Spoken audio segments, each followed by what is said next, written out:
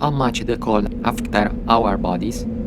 Our species has tropical origin because humans evolved in the warmth of Africa. At the end, began to scatter into cooler climes more than 2 million years ago. Yet, even after all that time, we still need a lot of help surviving where it's very cold. Luckily, we had created technology that can keep us as warm, even where it's extremely cold, but that doesn't mean gloves and jackets can protect us against every frigid environment.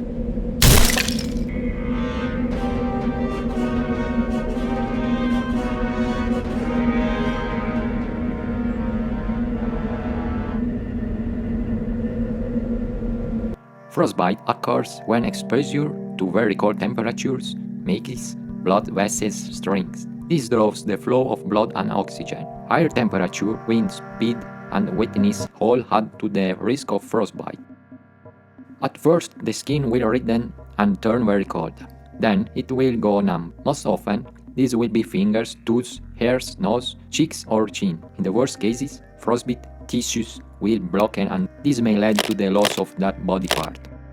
In 2000, the polar explorer Sir Finnes lost all the fingertips of his left hand to frostbite in a solo expedition to the North Pole. The expedition failed when his legs fell through the ice and he had to pull them out by hand. This froze his fingers.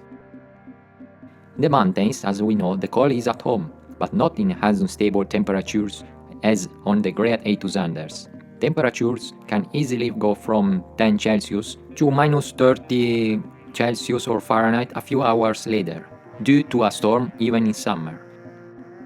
An extreme case is occurred at Beck Withers during a storm on Everest in 1996. He survived hours in temperatures near minus 40 Fahrenheit or Celsius in the dead zone of the Mount Everest, before miraculously regaining his senses and crawling down to the Camp 4. Obviously, after such prolonged exposure to freezing temperatures, his body was destroyed. Beck was a pathologist from Texas and one of the paying clients who made up the Adventure Consultants expedition of about 18 individuals led by experienced guide Rob Hall. When a storm suddenly arrived in the evening of May 10th, a lot of climbers were caught near the summit. They were exposed and in a danger well above the 800 meters line, known as the dead zone, in which the human body and brain slowly start to shut down. Already disoriented, he and a group of climbers became completely lost as the visibility plummeted.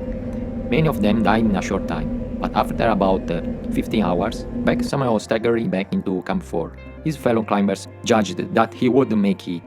The best they could do was to make him comfortable until he died. Yet despite not being able to drink or eat by himself, Withers survived another night and woke up. He was helped down to Camp 2, from where a helicopter evacuated him in one of the highest altitude he ever attempted. He lost 2 hands, an arm, his nose, and part of face. Withers is a very lucky man. It took years and many surgeries before he could consider himself killed. Today Beck lectures on his experience.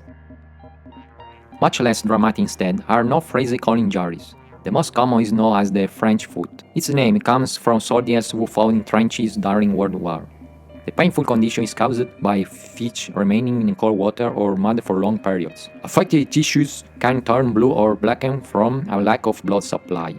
Fish may give off a decaying odor on tissue that sets in. Another situation is the hypothermia. As its name implies, the body is losing heat faster than it can produce more. Hypothermia typically comes from exposure to cold weather or being dunked in very cold water. The normal temperature for a human body is roughly 37 Celsius or 99 Fahrenheit. Hypothermia sets in when the body falls below 35 Celsius or 95 Fahrenheit. At first, people will shiver. The victim can become sleepy or feel exhausted.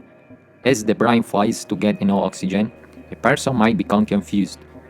As their condition turns extreme, people can lose consciousness and appear to stop breathing. Generally, hospitals treat hypothermia by warming the body back to a normal temperature. Jean Hilliard was found in a French driveway literally frozen stiff, like a piece of meat out of the deep freeze.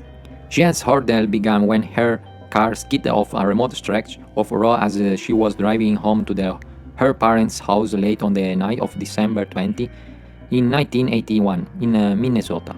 This being the 18th, she didn't have a phone to call for help, so Jeanne started walking to her friend a couple of miles down the road. Accustomed to the cold, she paid no attention to the freezing temperatures of that night. Unfortunately, the friend was further away than she remembered, and Jean's strength faded as she got to his driveway. She collapsed in front of his door at 1 a.m. in the morning, at minus 30 Celsius or Fahrenheit. When Nelson found her the following day, 6 hours later, he thought she was dead. Her face was ghost-like. He loaded what he could only assume was her body into his car diagonally. When she arrived at the hospital, doctors found her temperature too low to register on a thermometer and found they couldn't do anything intravenous as her skin too frozen to penetrate with a needle.